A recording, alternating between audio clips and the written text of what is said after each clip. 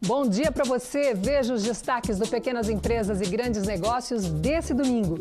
Os irmãos que apostaram no mercado de cultura pop e hoje são gigantes do setor.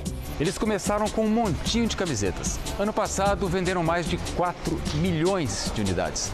Se você acha que isso é coisa de super-herói, acertou. O Pegni.tech foi ouvir as empreendedoras que conseguiram vencer o machismo no mundo das startups. Ah, vamos tomar um café comigo? Vamos jantar comigo, que eu te apresento para fulano, Beltrano. Uma pitada de criatividade. No Você no Pegni, vamos conhecer a startup que criou um molho de soja sem sal. E a gente conseguiu desenvolver, depois de 1 ano e meio de pesquisa, um investimento altíssimo. E em dia de decisão, você vai saber como aplicar no seu negócio as técnicas de vitória das duas seleções que chegaram na final da Copa do Mundo.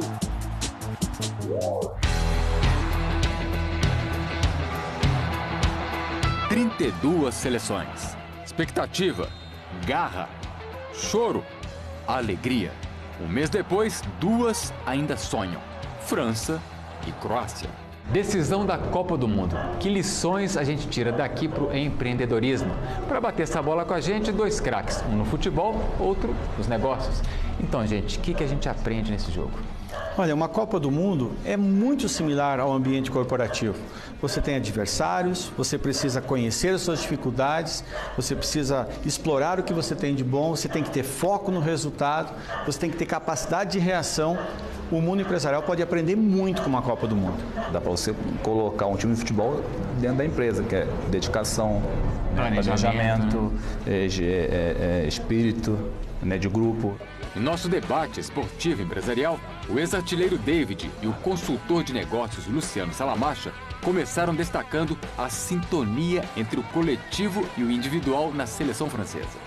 A França, ela trabalha num conjunto muito forte, né? É uma equipe que está sendo preparada há 4, 5 anos. Jogadores com educação individual muito grande, como o Mbappé, o Griezmann. Ao mesmo tempo, dentro das organizações, as que estão crescendo estão dando liberdade para os talentos de dentro de casa, mas sem esquecer o conjunto. Aplica 100% para uma empresa. Capacidade de adaptação é outro ponto forte da França. Tem vários jogadores aqui que ela pode, fazer várias funções e isso facilita o conjunto da França. Eu vou posicionar o meu time em função da concorrência que eu vou ter. Se a concorrência vai agir de uma maneira, eu não posso agir igual, porque eu vou ser igual e eu tenho que ser diferente. A seleção croata é a primeira a passar por 3 prorrogações para chegar numa final de Copa. O peso da camisa diminuiu, né? Você vê uma Croácia aí e as pessoas não se intimidam. Acho que hoje em dia quem tiver mais concentrado, quem tiver mais conjunto, tiver um planejamento ideal, consegue chegar. Um exemplo de resiliência que deve ser aplicado ao mundo dos negócios. Aquele que acha que o peso da camisa, que o peso da marca da empresa vai fazer o cliente deixar de experimentar uma nova proposta de valor, uma nova maneira de atender, até um novo produto, vai quebrar. As startups são prova disso, o mundo digital é prova disso. 3 características de um time vencedor: dedicação, planejamento e espírito de equipe.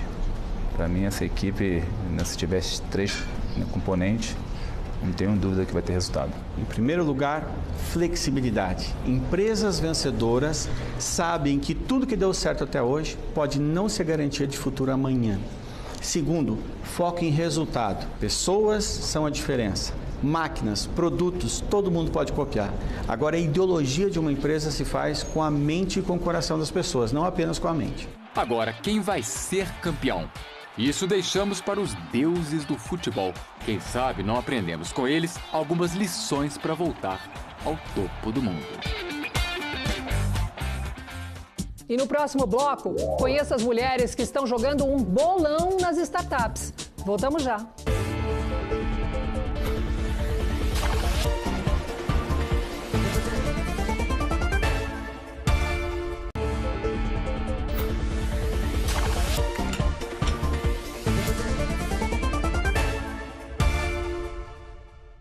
E a Juliana Muraro está aqui com a gente para falar de um velho problema num setor que se declara tão avançado. Bom dia. Pois é, Lilian, bom dia para você, bom dia para quem está assistindo a gente. A inovação é o fruto da troca de ideias, mas onde a diversidade deveria ser regra, a realidade é outra. Uma pesquisa da Associação Brasileira de Startups mostra que 4 entre 10 empresas inovadoras no país não têm sequer uma mulher trabalhando. As empreendedoras que conseguiram furar esse bloqueio enfrentam o preconceito. Nós fomos ouvir algumas delas.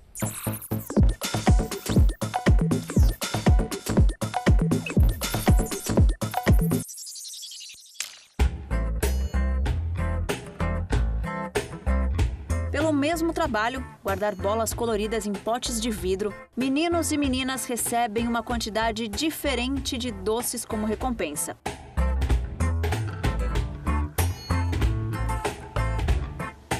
O vídeo, produzido a pedido de um sindicato norueguês, choca porque escancara uma realidade. Mulheres recebem salários menores que os homens pelo mesmo trabalho. E as diferenças não acabam na hora de abrir o próprio negócio.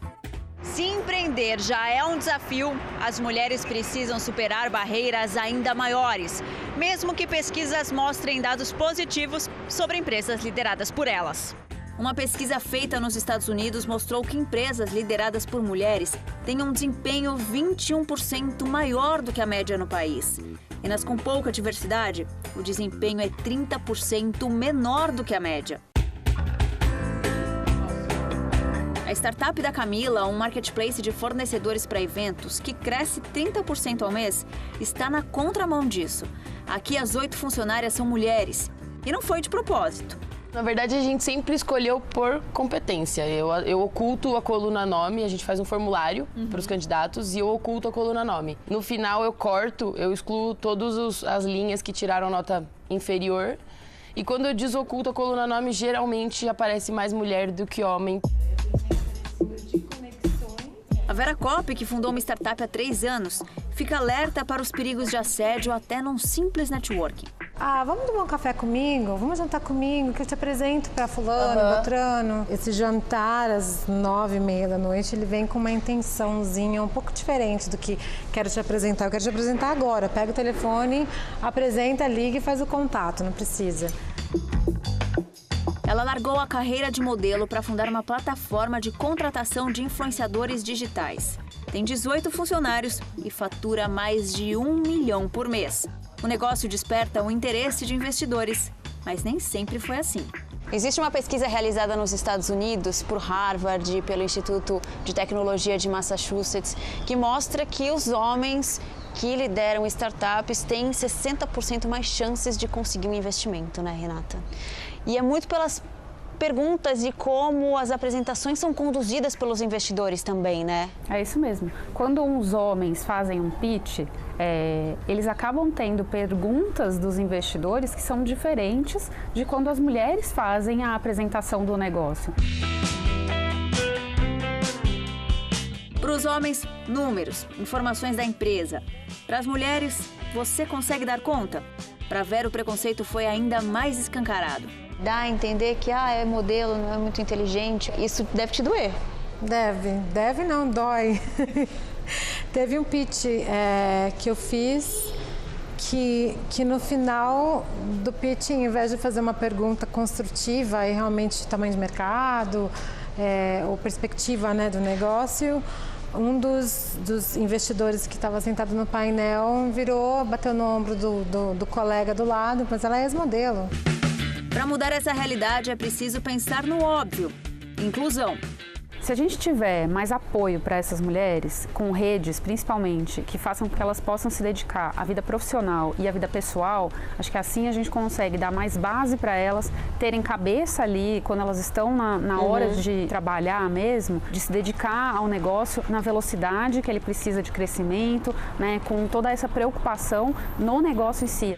E para refletir, se você acha que o machismo está desaparecendo, veja o que as novas gerações estão enfrentando.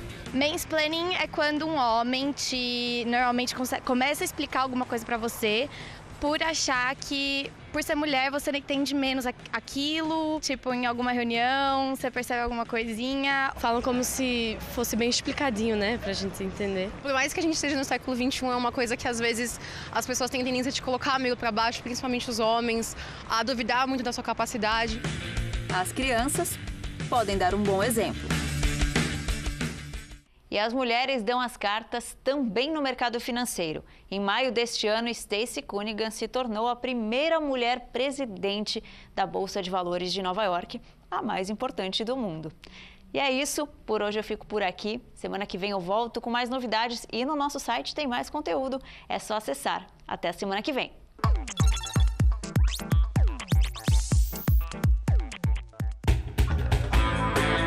A empresa do Daniel e da Fabiana se destacou no mercado como uma assessoria aduaneira completa. Coordenamos toda a parte da logística internacional, desde a coleta do material, na sua origem, o seu embarque para o Brasil, o seu processo de desembaraço aduaneiro e a sua entrega no seu destino final. São 25 anos de experiência, trazendo soluções para empresas que precisam importar produtos médicos, hospitalares e laboratoriais. Por trás dessa logística está uma instituição com mais de 200 anos, o Banco do Brasil. Eu vim aqui hoje para a gente tratar de uma nova solução, que é a folha de pagamento dos funcionários.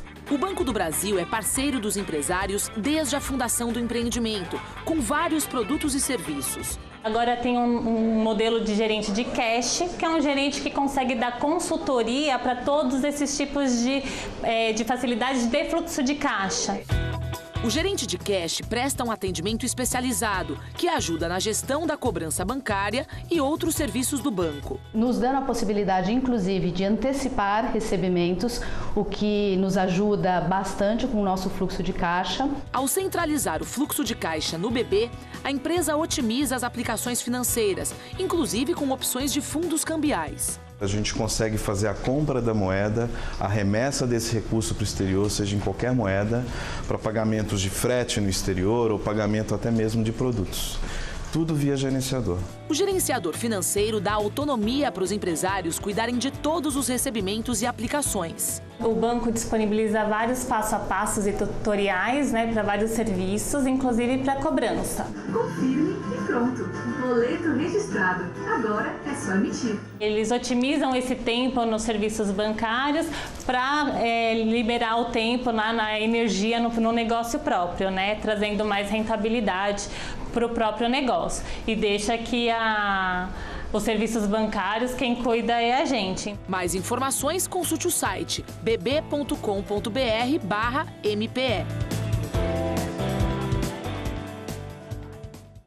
E daqui a pouco, os super-irmãos que dominam o mercado da cultura pop aqui no Brasil. Voltamos já.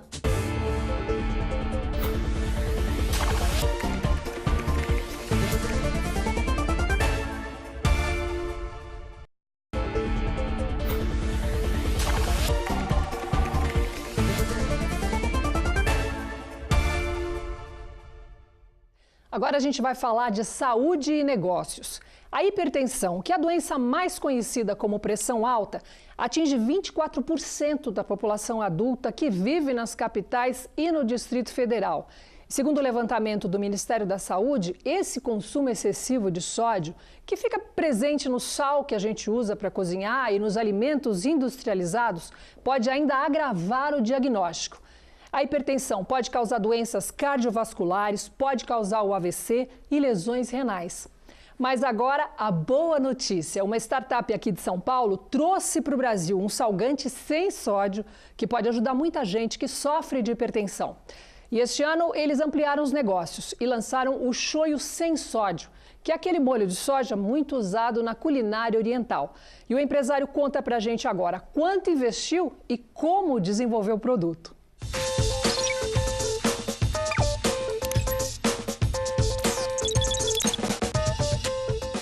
Oi, eu sou o Rodrigo Ribeiro, eu sou um dos sócios do negócio e vim aqui apresentar a nossa inovação que a gente está trazendo no mercado.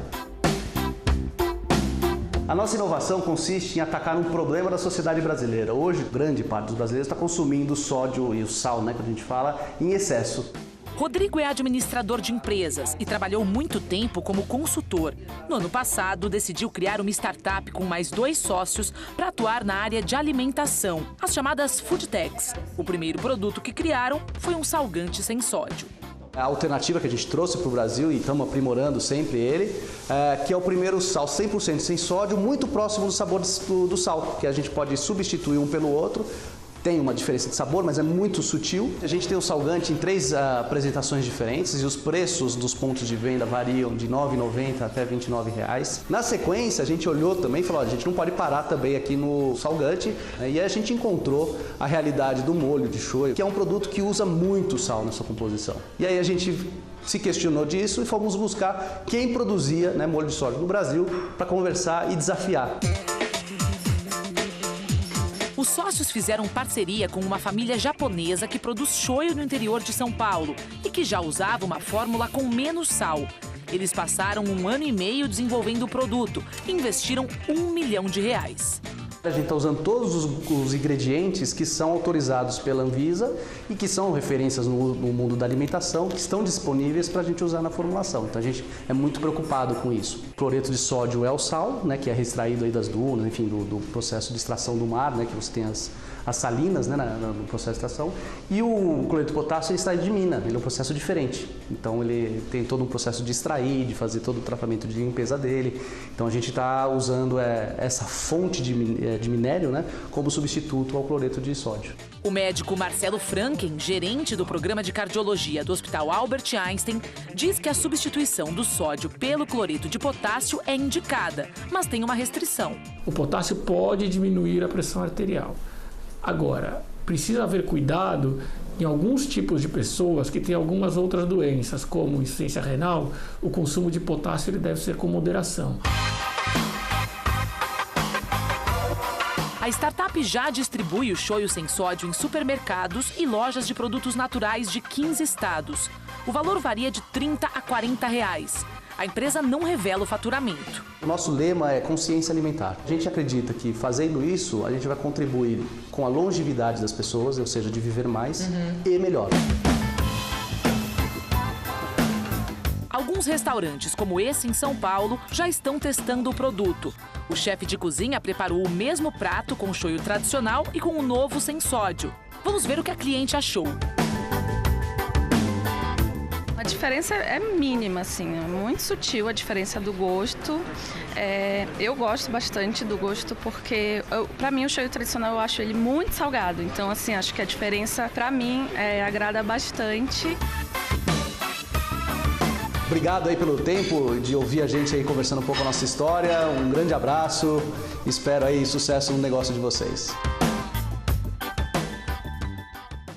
Então, g1.com.br/PEGNI é o endereço para você participar aqui do nosso programa. Vai lá!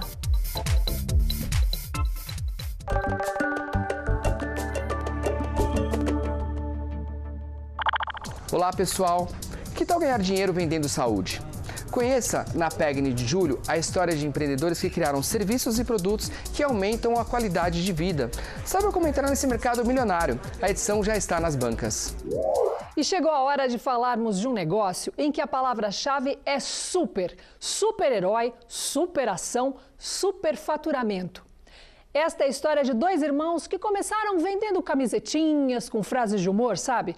E hoje são gigantes no setor de produtos de cultura pop. O repórter Marcelo Baccarini foi conhecer os principais ingredientes dessa empresa.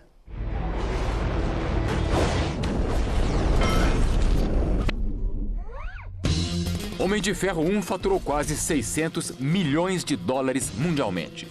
Um sucesso estrondoso que abriu as portas de outra indústria bilionária para 2 irmãos brasileiros. E como nos filmes, no início eles não tinham noção dos próprios poderes. Pirralho!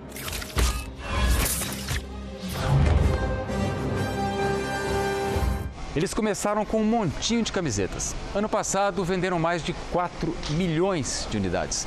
Se você acha que isso é coisa de super-herói, acertou. Eu era o único vendedor, não tinha dinheiro para contratar, então eu trabalhava das 10 às 10, todos os dias da vida. Felipe e Vinícius investiram R$5 mil para comprar 130 camisetas, que estampavam com frases de humor. Durante um ano, não tiraram um tostão do negócio. Todo o lucro era usado para comprar mais camisetas. Um esforço heróico. Zero dívidas. Desde o começo da empresa, a gente não tem R$1 de dívida, nunca pegou um empréstimo no banco. E muito disso por conta desse reinvestimento que a gente faz até hoje. A empresa ganhava músculos. A primeira loja foi num shopping. O sonho dos fãs de super-heróis era colocar seus personagens preferidos nas camisas. Foram atrás das grandes marcas para conseguir a licença de uso. Derrota. É uma das maiores lições é saber receber o não. E não só receber o não e sair bravo e sair um desafeto com quem te deu o não. Não, a gente saía com o não agradecendo por nos ter dado o não e perguntando o que a gente precisa para receber o sim de você. As marcas querem parceiros com alto volume de vendas para atingir o maior público possível. Em 2013, já com 60 lojas franqueadas, os irmãos Rossetti chegaram a esse patamar e conseguiram o primeiro licenciamento. Resultado, aumento de 30% nas vendas. Agora, os lançamentos são pensados para coincidir com a chegada dos heróis às telas. A gente está seguindo o calendário de filmes e os picos de venda vêm com eles. Já preparando para casar o lançamento da camiseta com a chegada do filme no cinema. Eles ganharam muito dinheiro, mas não mudaram a fórmula do sucesso. Continuaram aplicando quase tudo na empresa. Ano passado, investiram R$5 milhões e construíram do zero esta fábrica de 11 mil metros quadrados em Guarulhos, Grande São Paulo. Muito empresário, depois que cresce, vai lá para a China produzir. Eles não. Fazem tudo aqui e mais barato que o chinês. São 520 empregos aqui no Brasil. O segredo? Eficiência. São 3 turnos dia e noite. Aqui produzem 18 mil camisetas por dia. A receita da produtividade, automação e premiação da equipe. A gente tem o melhor maquinário junto com funcionários motivados, que a gente premia eles diariamente por atingir as metas de produção. Hoje a rede tem 315 franquias no país. Em 2017 faturou R$130 milhões. Planos? Voar mais alto. A meta desse ano é crescer 20% em termos de faturamento, inaugurar mais 100 lojas no Brasil e já incluindo o exterior. Você se sente um super-herói? Eu me sinto muito feliz por ter conseguido tudo isso. De certa forma, um super-herói por ter superado tanta dificuldade. Então, sim, acredito que sim. Me considero um super-herói nessa vida de empreendedor que não é fácil.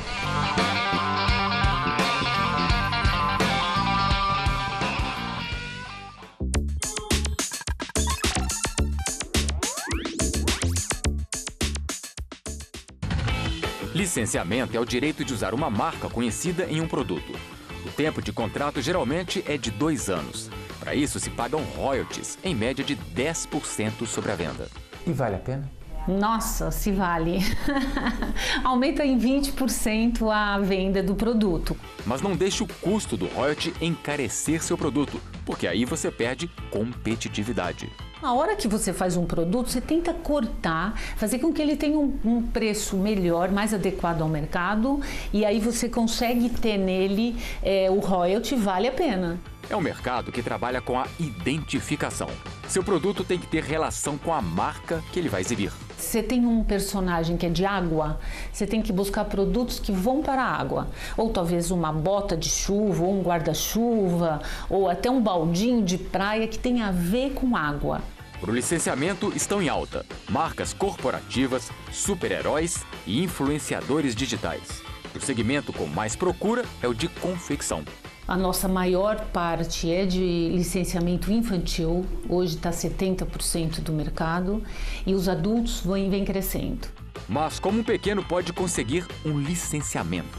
Estude bem o mercado. Hoje existem 600 marcas. É preciso ter produtos de qualidade, capacidade de produção e distribuição no mínimo regional. A dica é começar procurando marcas menos famosas e mais baratas. Você vai até o dono da marca e mostra o seu potencial de produção, mesmo que seja pequeno. Mas você tem um potencial de produção e você tem uma organização, tanto de entrega como de venda. Então você consegue adquirir o uso da marca sem problema algum.